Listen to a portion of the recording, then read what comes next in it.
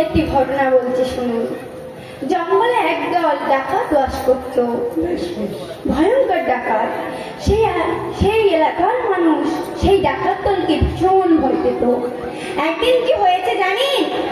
ওখানকার রাজার মেয়ের বিয়ে দিয়ে প্রচুর সোনামণি মাণিক্য নিয়ে এসেছে, কোটি কোটি টাকার সম্পদ। রাজার মেয়ের বিয়ে বলে কথা। এদিকে ডাকাত দলের সর্দার ডাকাতদের বলছে, এই কাল রাজার বাড়িতে ডাকাতি করতে যাব, কিন্তু আমাদের মধ্যে একজন অসুস্থ হয়ে পড়েছে, তাহলে ডাকাতি কেমন ভাবে করব? তখন সর্দার বলছে, ডাকাতি বন্ধ থাক। তার সঙ্গে সবাই বলছে, না সর্দার, এই ডাকাতি বন্ধ থাকলে এত বড় ডাকাতি আর কখনো পাবো না। তখন সর্দার বলছে, দেখ, তোরা যদি এমন একজনকে খুঁজে পাস যে আমাদের সঙ্গে মিশবে ভালো এবং মেরে ফেললেও আমাদের নাম বলবে না, যদি এইরকম একজনকে খুঁজে পাস তবে এই ডাকাতি হবে, না হলে এই ডাকাতি বন্ধ থাকবে। এই কথা চিন্তা করতে করতে সবাই একসঙ্গে চিন্তা করছে যে এমন কোথায় পাওয়া যাবে, এমন একজন মানুষকে কোথায় পাবো। সবাই চিন্তা করতে করতে একজন বলছে, কি সর্দার, ওই জঙ্গলের মধ্যে একজন একটি গাছতলায় চুল দাড়ি ভর্তি সব সময় বসে থাকে, ওকে আমাদের সঙ্গে নিলে না খুব ভালো হবে, ওর মান সম্মান আছে তো কাউকে কিচ্ছু বলবে না। তখন পাশ থেকে একজন বলছে, তোর মাথা খারাপ, ওকে আমাদের যে সঙ্গে যেতে রাজি হবে? তখন সর্দার বলছে, রাজি হবে না মানে? চল তো গিয়ে দেখি। এবার এই বলে সবাই সেখানে গিয়ে দেখলো একটি গাছতলায় একজন মানুষ চুল দাড়ি ভর্তি বসে আছে। একটু এগিয়ে গিয়ে দেখলো তার দাদুর সঙ্গে তিলক অঙ্কিত এবং রাধার নাম জপ করছে, তার মানে ইনি একজন পরম বৈষ্ণব। তখন সর্দার মনে মনে চিন্তা করছি, এনার চুল দাড়ি যা ভর্তি তাতে আমাদের সঙ্গে মিশবে ভালো, আর ওর মান সম্মান বাঁচাতে কাউকে কিচ্ছু বলবে না, যাই ওকেই নিয়ে যাই। এই বলে সর্দার বন্ধু গুছিয়ে বলছে, এই বৈষ্ণব, যা বন্ধ কর, চল আমাদের সঙ্গে চল, ডাকাতি করতে যেতে হবে, আর যদি না বলিস তবে গুলি করে মেরে দেবো। আর এই কথা শুনে বৈষ্ণব মনে মনে বলছে, প্রভু আজ তোমার কি ইচ্ছে তা আমি জানি না, প্রভু আজ আমি এদের সঙ্গে ডাকাতি করতে যাই, তা না হলে এরা আমাকে গুলি করে মেরে দেবে। ওমা, যারা প্রকৃত বৈষ্ণব হয় না তারা কিন্তু যা কিছু করে ভগবানকে জানিয়ে তবেই করে। সেই দিন ডাকাতিটা খুব ভালোভাবে হলো, কোন রকম কোনো অসুবিধা হলো না।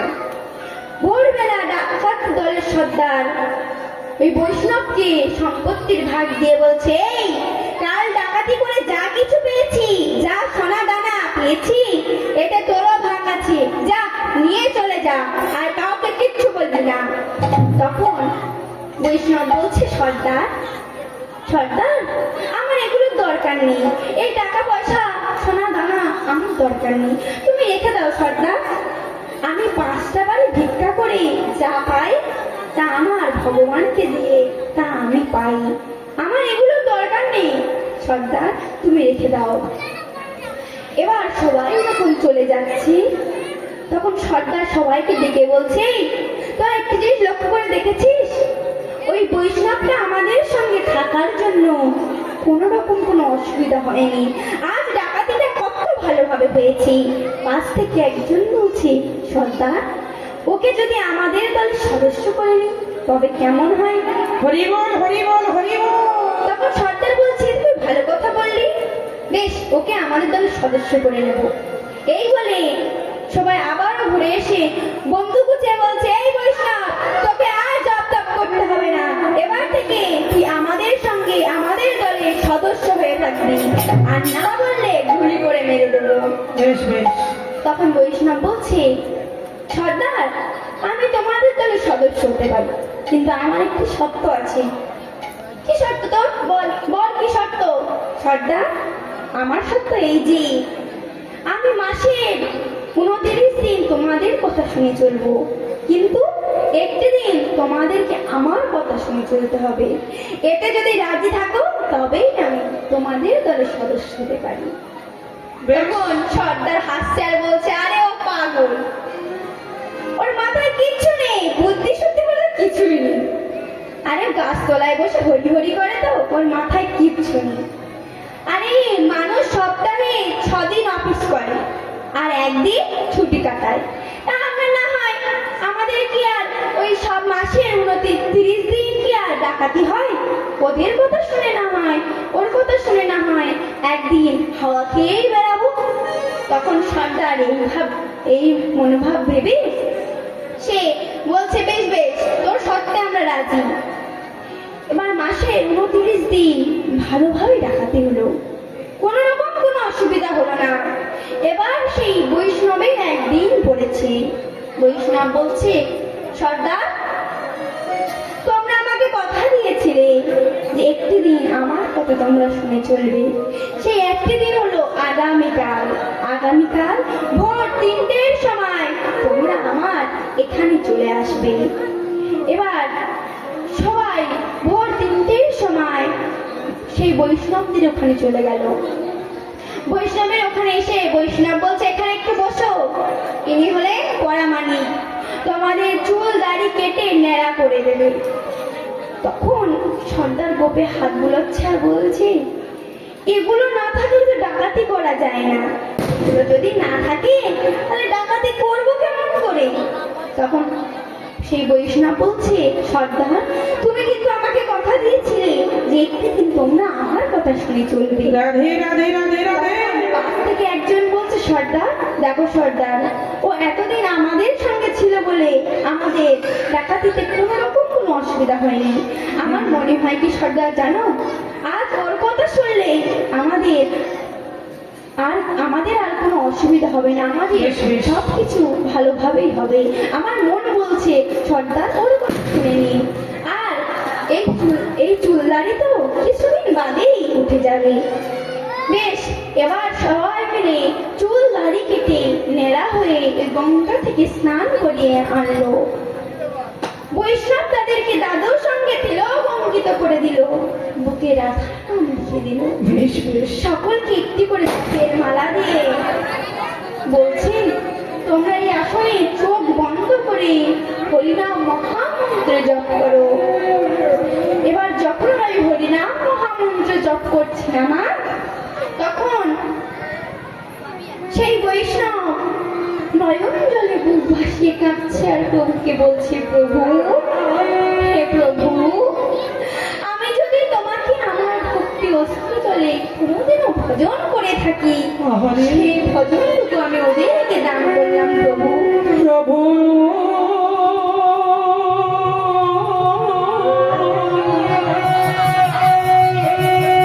তোমার চরণে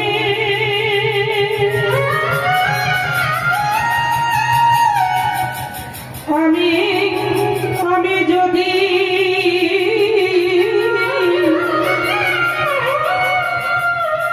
আমার এই নয়নের জলে এক ফোঁটা দিয়ে থাকি, তাহলে প্রভু গো তুমি এই কৃপা করো, এই ডাকাত দলের সবাই যেন আমার মুখ থেকে তোমার নাম শুনে সবাই তোমার চরণে দাস হয়ে যায়। এমন ভাবে নয়ন জলে মুখ ভাসিয়ে কাঁদছে আর বলছে, প্রভু, আমি যদি আমার এই ভক্তি অস্ত্র জলে কোনোদিনও তোমাকে ভজন করে থাকি, সেই ভজনটা আমি ওদেরকে দান করলাম, দয়া করে ওদের স্বভাবটা পরিবর্তন করে দাও। হৃদয় গৌর হরি বল হরি বল হরি বল। তা না হলে কাল থেকে আবার আমাকে জপ বন্ধ করে, তোমার নাম বন্ধ করে আবারও ওদের সঙ্গে ডাকাতি করতে যেতে হবে।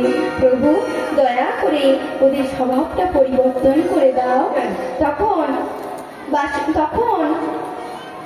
ভগবান তো আমার ভক্তের ভগবান, তখন ভগবান আমার চিন্তায় পড়ে গেল যে আমার এই ভক্তকে কেমন করে রক্ষা করবো। তখন ভগবান আমার রাধারানীকে ডেকে রাধারানীকে বললেন, রাধা কৃষ্ণ নাম নিলে পাপে দূরে যাবে, রাধা নাম নিলে মনে শান্তি মিলে। হরি বল তাই গৌরে মন আমার ভক্তি ভরে, নিতাই গৌর হরি বল। সবাই সবাই বাহু তুলে নাচো তালে তালে, রাধা কৃষ্ণ কৃষ্ণ ওদিকে বাহু তুলুন সবাই। বাহু তুলে নাচো তালে তালে, কৃষ্ণ কৃষ্ণ কৃষ্ণ কৃষ্ণ বলে। কৃষ্ণ নাম নিলে পাপে দূরে যাবে, রাধা নাম নিলে মনে শান্তি মিলে। কৃষ্ণ নাম নিলে পাপে দূরে যাবে, রাধা নাম নিলে মনে শান্তি মিলে। তাই গৌরী মন আমার ভক্তি ভরে, দুটি বাহু তুলে নাচো তালে তালে, রাধা কৃষ্ণ কৃষ্ণ কৃষ্ণ কৃষ্ণ বলে।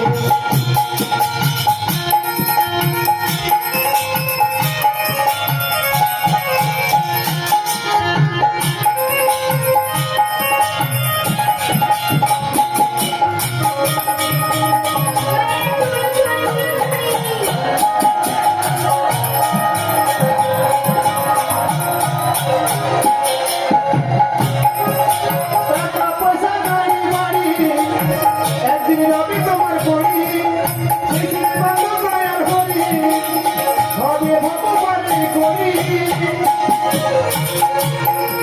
বাচ্চা বলে কি জাদু যে আছে নামে, বাচ্চা বলে কি জাদু যে আছে নামে, মিথ্যে ভাষী নায়ক জানে। দুটি বাহু তুলে নাচো তালে তালে, রাধা কৃষ্ণ কৃষ্ণ কৃষ্ণ কৃষ্ণ বলে। দুটি নাম নিলে পাপে দূরে যাবে, রাধা নাম নিলে মনে শান্তি মিলে।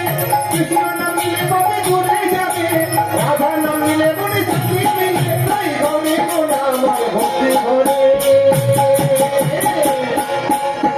দুটি বাহু তুলে নাচো তালে তালে, রাধা কৃষ্ণ কৃষ্ণ কৃষ্ণ কৃষ্ণ বলে। বাহু তুলে নাচো তালে তালে, রাধা কৃষ্ণ কৃষ্ণ কৃষ্ণ কৃষ্ণ বলে। দুটি বাহু তুলে নাচো তালে তালে, রাধা কৃষ্ণ কৃষ্ণ কৃষ্ণ কৃষ্ণ বলে। রাধা কৃষ্ণ কৃষ্ণ কৃষ্ণ কৃষ্ণ বলে। তখন রাধারানী বলছে, প্রভু আমি তোমার ওই ভক্তকে আমি রক্ষা করবো প্রভু, আমি রক্ষা করব। এই বলে রাধারানী, ওমা যে রাজারানীর বাড়িতে ডাকাতি হয়েছিল না, সেই রাজারানীকে ভোরবেলা রাধারানী স্বপ্নে বলছি, তোমাদের বিপদ যাচ্ছে, এই বিপদ থেকে মুক্তি পেতে গেলে তোমাদেরকে একটি কাজ করতে হবে। কি জানো, যা ওই জঙ্গলের মধ্যে কয়েকজন বৈষ্ণব আছে, তাদেরকে এনে তোমার এই রাজপ্রাসাদে এনে তাদের আরতি বন্দনা করে ভোজন দক্ষিণা স্বরূপ প্রচুর মণি মাণিক্য দান করো, তাহলে দেখবে এই বিপদ থেকে মুক্তি পাবে এবং আমার কৃপা পাবে। হরি বল হরি বল যাও তোমরা এই বৈষ্ণবদেরকে নিয়ে বৈষ্ণব সেবা দাও। এবার ভোরবেলা সাজা প্রচুর সৈন্য সামন্ত প্রজা সহ বাদ্য বাজাতে বাজাতে সেখানে এসে উপস্থিত হলেন, সেই বৈষ্ণবদের কাছে এসে উপস্থিত হলেন। তখন সেই রাজা সেই বৈষ্ণবদেরকে ষষ্ঠাঙ্গে প্রণাম করলো, আর রাজা প্রণাম করে উঠে দাঁড়িয়ে দাঁড়ালেন যে, তখন ডাকাতরা চোখ খুলে চমকে উঠল, এই কিছুদিন আগে এই রাজার বাড়িতে আমরা ডাকাতি করেছিলাম না, এই রাজা মনে হয় সবকিছু জানতে পেরে গেছে, সব জানতে পেরে গেছে, তাই আমাদেরকে নিয়ে যেতে চলে এসেছে। হরি বল হরি বল তখন সেই রাজা নয়ন জলে বুক ভাসিয়ে কাঁদছে আর বলছে, হে বৈষ্ণবগণ, আপনারা আজ আমার গৃহে সেবা গ্রহণ করুন, দয়া করে আজ আপনারা আমার গৃহে সেবা গ্রহণ করুন।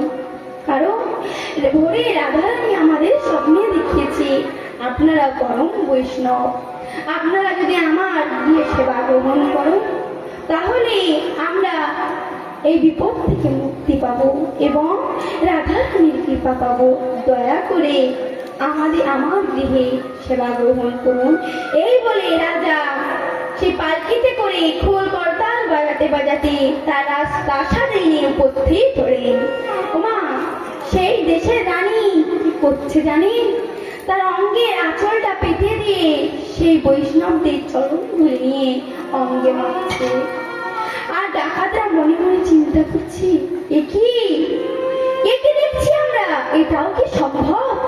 কিছুদিন আগে এই রাজার সঙ্গে আমরা কি ব্যবহারটা না করেছি, সেই রাজা আজ আমাদের সঙ্গে কি করছে, এটাও কি সম্ভব? তখন সেই দেশের রানীমা তাদেরকে রাজ আসনে বসিয়ে আরতি বন্দনা করে নয়ন জলে তাদের চরণ ধরে নিলেন এবং তাদেরকে ভোজন রাজভোগ সেবা দিয়ে ভোজন দক্ষিণা স্বরূপ প্রচুর মণি মাণিক্য দান করলেন। আবার সেই দান করে আবারও তাদেরকে পালকিতে করে তাদের নিজের স্থানে রেখে দিয়ে আসলেন। তখন ডাকাত দলের সর্দার ডাকাতদের ডেকে বলছে, রাজার বাড়ি থেকে যা কিছু পেয়েছি তা তোরা নিয়ে চলে যা। বছর বছর বসে খেলেও এটি ফুরাবে না। আর আমি এতদিন যা সঞ্চয় করে রেখেছিলাম সেগুলোও তোরা নিয়ে চলে যা। আমার ওই টাকা পয়সার দরকার নেই। আমি আজ বুঝতে পেরেছি এই শেষের দিনে এই হরি ছাড়া কেউ যাবে না। আমি আজ বুঝতে পেরেছি আমার এই বৈষ্ণব সঙ্গ নিলে আমি কিছু পাবো। তোরা চলে যা, আমি আর বাড়ি ফিরে যাব না, তোরা চলে যা, এই টাকা পয়সা নিয়ে চলে যা। তখন সেই ডাকাত দলের সর্দারের কথা শুনে ডাকাতরা বলছে, সর্দার, আমরাও আর ঘরে ফিরে যাব না, আমরাও এখানে থেকে এই বৈষ্ণবের সঙ্গে হরিভজন করব। মা রাধারানীর কৃপায় সেখানে রাজা একটি আশ্রম তৈরি করে দিল। সেই আশ্রমে ডাকাতরা ডাকাতি ছেড়ে দিয়ে ভজন শুরু করলো। ও মায়েরা, বুঝলেন তো এই বৈষ্ণব সঙ্গ কি? বৈষ্ণব সঙ্গ করলে এই দেহের পাপ দূরে যায়। তাই মায়েরা, ঘরে বসে না শুনে একটু বৈষ্ণব সঙ্গ, এই আসরে হরিবাসরে বসে একটু বৈষ্ণব সঙ্গ নিয়ে একটু হরিভজন করুন। গোপীজন মন চর গিরিধারী নাগর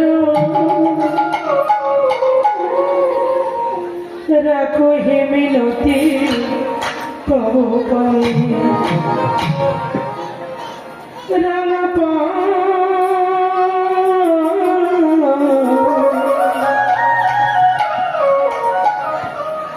রাখো হে মিনতি রাঙা পাই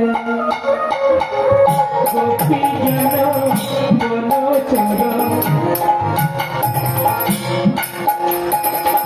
গিরিধারী নাগর রাখো হে মিনতি রাঙা পাই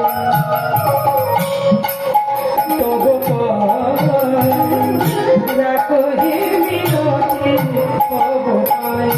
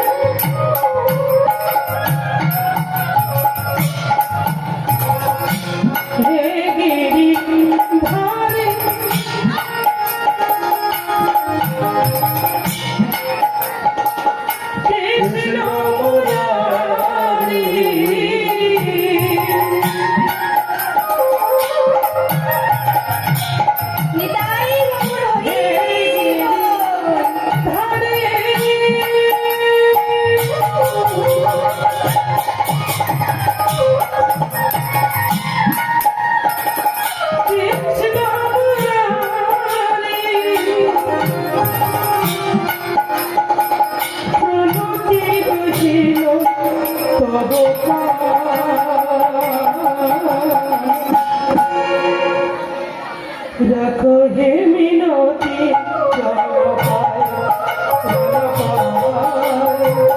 রাখো হে মিনতি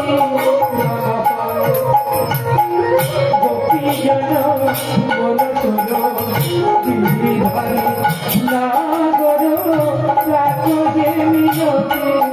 রাঙা পায়ে তব পায় রাখো হে মিনতি রাঙা পায়ে গিরিধারী রাখো হে মিনতি রাঙা পায়ে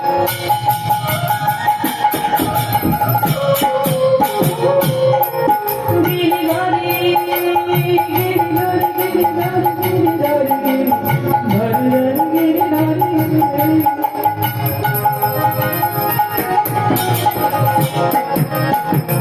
রাখো হে মিনতি রাঙা পায়ে গিরিধারী